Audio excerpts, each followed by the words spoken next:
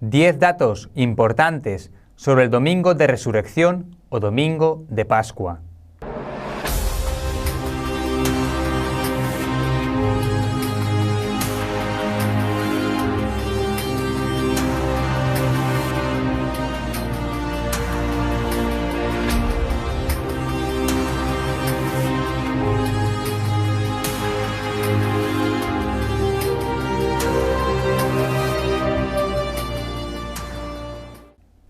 Pascua es el día más importante del calendario cristiano, incluso más importante que la Navidad.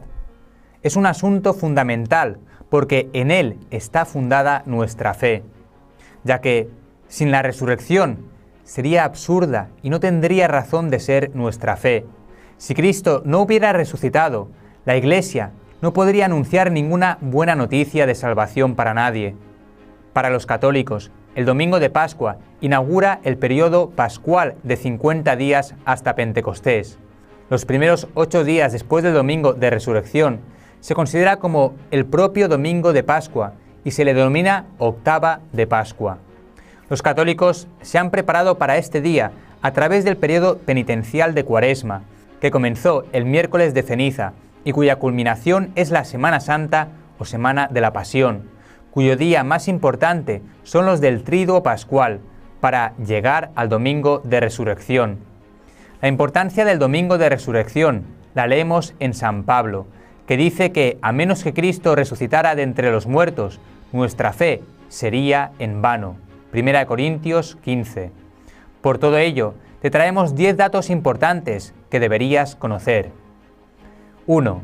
¿Qué pasó en la Pascua de Resurrección? Entre otras cosas, las mujeres fueron a la tumba para ungir el cuerpo de Jesús. Vieron a los ángeles, que les dijeron que no estaba allí. Se fueron a decir a los apóstoles, que inicialmente no les creyeron. Pedro y el discípulo amado corrieron a ver la tumba y la encontraron vacía. María Magdalena tuvo un encuentro con el Cristo resucitado. Lo mismo tuvieron los discípulos en el camino a Emaús. También lo tuvo Pedro, lo mismo que lo tuvieron todos los apóstoles, menos Tomás, que tendría uno más adelante. Jesús había resucitado de entre los muertos. 2. La resurrección de Jesús es un evento histórico. El Catecismo de la Iglesia Católica explica en el número 639: el misterio de la resurrección de Cristo es un acontecimiento real, que tuvo manifestaciones históricamente comprobadas, como lo atestigua el Nuevo Testamento. Ya San Pablo, hacia el año 56, puede escribir a los Corintios: porque os transmití en primer lugar lo que a mi vez recibí, que Cristo murió por nuestros pecados, según las Escrituras, que fue sepultado y que resucitó al tercer día, según las Escrituras, que se apareció a Cefas y luego a los 12. El apóstol habla aquí de la tradición viva de la resurrección que recibió después de su conversión a las puertas de Damasco. 3. El significado de la tumba vacía. El Catecismo de la Iglesia Católica explica en el número 640: en el marco de los acontecimientos de Pascua, el primer elemento que se encuentra es el sepulcro vacío. No es en sí una prueba directa. La ausencia del cuerpo de Cristo en el sepulcro podría explicarse de otro modo. A pesar de eso, el sepulcro vacío ha constituido para todos un signo esencial. Su descubrimiento por los discípulos fue el primer paso para el reconocimiento del hecho de la resurrección. Es el caso, en primer lugar, de las santas mujeres después de Pedro. El discípulo que Jesús amaba afirma que al entrar en el sepulcro vacío y al descubrir las vendas en el suelo, vio y creyó. Eso supone que constató en el estado del sepulcro vacío que la ausencia del cuerpo de Jesús no había podido ser obra humana y que Jesús no había vuelto simplemente a una vida terrenal, como había sido el caso de Lázaro. 4. Importancia de las apariciones después de la resurrección. El Catecismo de la Iglesia Católica también nos explica en el punto 641: María Magdalena y las santas mujeres que iban a embalsamar el cuerpo de Jesús enterrado aprisa en la tarde del Viernes Santo por la llegada del sábado, fueron las primeras en encontrar al resucitado. Así las mujeres fueron las primeras mensajeras de la resurrección de Cristo, para los propios apóstoles. También en el 642 nos dice: todo lo que sucedió en estas jornadas pascuales compromete a cada uno de los apóstoles, y a Pedro en particular, en la construcción de la era nueva que comenzó en la mañana de Pascua. Como testigos del resucitado, los apóstoles son las piedras de fundación de su Iglesia. La fe de la primera comunidad de creyentes se funda en el testimonio de hombres concretos, conocidos de los cristianos y de los que la mayor parte aún vivían entre ellos. Estos testigos de la resurrección de Cristo son ante todo Pedro y los 12, pero no solamente ellos. Pablo habla claramente de más de 500 personas a las que se apareció Jesús en una sola vez, además de Santiago y de todos los apóstoles. También en el punto 643 del Catecismo podemos leer: ante estos testimonios es imposible interpretar la resurrección de Cristo fuera del orden físico y no reconocerlo como un hecho histórico. Sabemos por los hechos que la fe de los discípulos fue sometida a la prueba radical de la pasión y de la muerte en la cruz de su Maestro, anunciada por él de antemano. 5. Importancia de la resurrección de Cristo para nosotros. El Catecismo de la Iglesia Católica explica en el 651: si no resucitó Cristo, vana es nuestra predicación, vana también nuestra fe. La resurrección constituye, ante todo, la confirmación de todo lo que Cristo hizo y enseñó.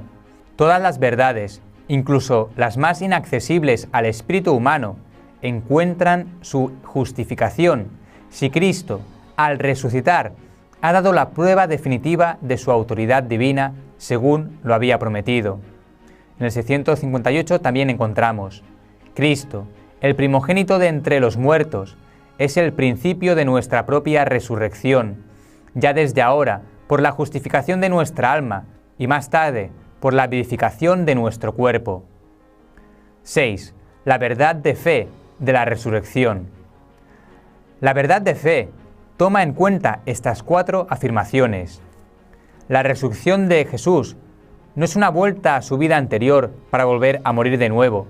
Jesús entra en la vida definitiva de Dios, es exaltado por Dios, es una vida diferente a la nuestra. Jesús resucitado no es un alma inmortal ni un fantasma, es un hombre completo, con cuerpo, vivo, concreto, que ha sido liberado de la muerte, del dolor, de las limitaciones materiales, con todo lo que constituye su personalidad. Dios interviene no para volver a unir el cuerpo y el alma de Jesús, sino que ocurre un nuevo prodigio, una intervención creadora de Dios. El Padre actúa con su fuerza creadora y poderosa, levantando al muerto Jesús a la vida definitiva y plena. Y por último, no se trata de que Jesús resucitó en la fe de sus discípulos o en su recuerdo. Es algo que aconteció verdaderamente en el muerto Jesús y no en la mente o en la imaginación. Jesús realmente ha sido liberado de la muerte y ha alcanzado la vida definitiva de Dios. 7. ¿Cómo se celebra este día? La gran celebración de la Pascua fue en la noche del Sábado Santo. Fue la vigilia pascual. En consecuencia, las celebraciones del domingo de Pascua son más moderadas. De acuerdo con el documento principal que rige las celebraciones relacionadas con la Pascua, Pascales Solemnitatis, dice: la misa es celebrada el día de Pascua con gran solemnidad. Es conveniente que el rito penitencial tome la forma de una aspersión con el agua de la vigilia, durante el cual la antifonía Vidi Aquam o algún otro canto de índole bautismal sea cantado. Las fuentes en la entrada de la iglesia también deben llenarse con la misma agua. 8. El cirio pascual. Pascales Solemnitatis explica: el cirio pascual tiene su lugar apropiado, ya sea en el ambón o junto al altar, y debe ser iluminado en todas las celebraciones litúrgicas más solemnes de la temporada hasta el domingo de Pentecostés, ya sea en la misa, en la mañana y en la oración de la tarde. Después de la temporada de Pascua, el cirio se debe mantener con honor en el baptisterio, de modo que las velas de los bautizados se puedan encender en él, en la celebración del bautismo. En la celebración de los funerales, el cirio pascual se debe colocar junto al féretro, para indicar que la muerte de un cristiano es su propia Pascua. El cirio pascual no ha de encenderse ni permanecer en el santuario fuera de la temporada de Pascua. 9. Las celebraciones populares. Este día de resurrección es alegre, pero triste para los cofrades. Alegre por la manifestación de la resurrección que sustenta la religión y triste porque la Semana Santa finaliza. Hay pocas procesiones en el día de hoy. Tampoco suele congregarse mucha gente, porque en muchas ciudades comienza a preparar las calles para volver a la rutina diaria. 10. La Pascua instauró el domingo como día festivo y de descanso. El domingo de resurrección es el culpable de que los domingos sean los que se consideran festivos y de descanso en la semana, ya que, como es una fiesta clave del calendario litúrgico, en los primeros siglos del cristianismo se cambió gracias a ella el día dedicado al descanso y a la alabanza a Dios nuestro Creador, del sábado al domingo. En la religión judía, en cambio, como no se reconoce la resurrección de Cristo, el día festivo sigue siendo el sábado o sábado. Muchas gracias por tu atención y por haber visto este vídeo hasta el final. Solo me queda pedirte que ores por el sueño de Tectón, el hogar de San José. Estamos intentando abrir este hogar, que pretende ser un hogar de misericordia, para ayudar a las personas necesitadas. Un hogar para acoger a los pobres y darle los medios necesarios para encontrar un trabajo, una estabilidad. Pero además, que el paso por este hogar signifique un encuentro personal con Cristo, un acercamiento a la vida de la gracia de Dios. Por todo ello te pedimos oraciones para que este hogar sea una realidad y te pedimos que entres en nuestra página web www.tecton.info y te informes de este hogar. Y si puedes ayudarnos, no solo con tus oraciones, que es lo más importante, sino también con tu donativo. Muchas gracias y que Dios te bendiga.